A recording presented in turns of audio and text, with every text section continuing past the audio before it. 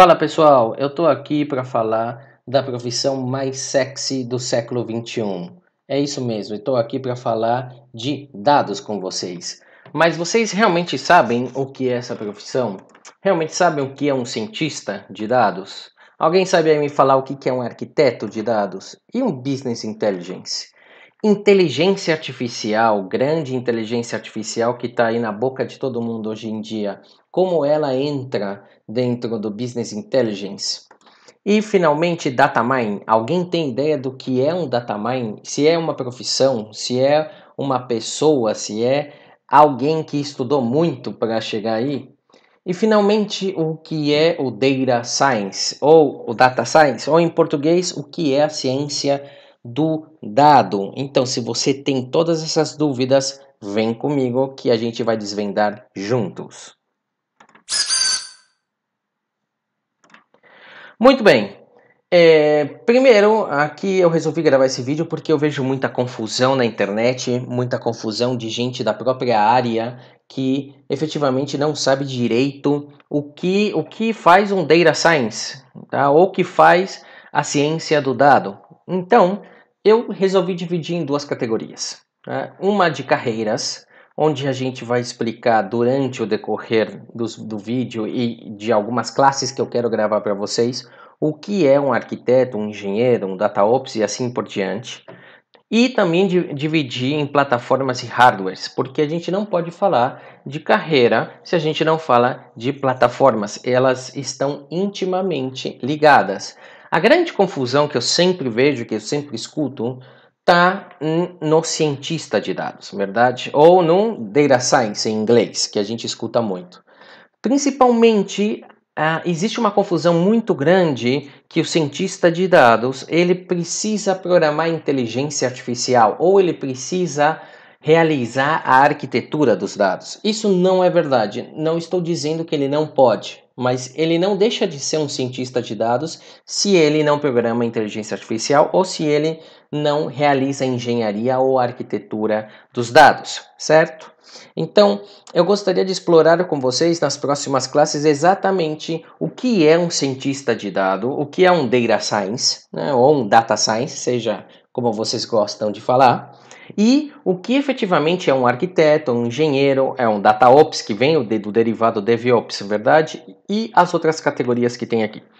Também eu gostaria de falar um pouco das plataformas, né, sistemas que são on-premise, o que é um sistema IaaS, PaaS, SaaS, e as plataformas de integração, de armazenamento, de governo e de visualização, certo? Então aqui a gente vai ficar por aqui com essa foto para que vocês pensem um pouquinho e vejam aqui o que o cientista de dados não necessariamente ele programa inteligência artificial e não necessariamente ele faz a engenharia dos dados, que é a limpeza, certo? Bem, outra coisa que eu escuto muito, tá? Que quando você fala do ciclo de vida do dado, né? É simplesmente pôr o dado na nuvem ou em cloud computing, né? Que tá muito na moda também.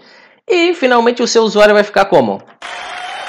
Feliz e contento, certo? E é só acessar meu cloud, ou seja, no Google, na Amazon ou qualquer na Microsoft, certo? Que chama Azure.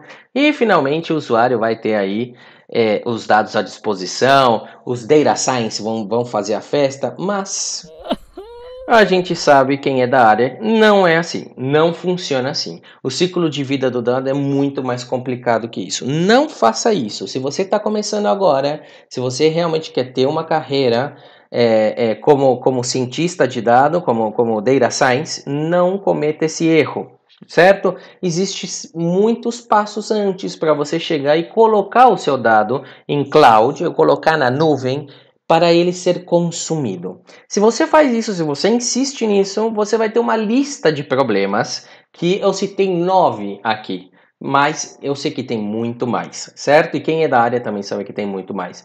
Os piores, né, problemas de consistência de dados, os problemas de rastreabilidade, o governo, a confiabilidade, certo? A falta de aderência com a realidade do negócio, segurança dos dados crítico, muito crítico. E você vai ter quebrando a regra de proteção dos dados que hoje é muito latente em todos os países. E, finalmente, o único que você vai conseguir é ter um usuário frustrado e desconfiado de todo o seu ecossistema de dados. Então, qual que é a solução? A solução é muito grande, tá? A gente vai trabalhar cá em 4 âmbitos, né? O primeiro é a arquitetura que escala. E eu vou ensinar para vocês, durante as nossas classes, que arquitetura temos que armar, que arquitetura serve para o Data Science, que arquitetura não serve para o Data Science, certo?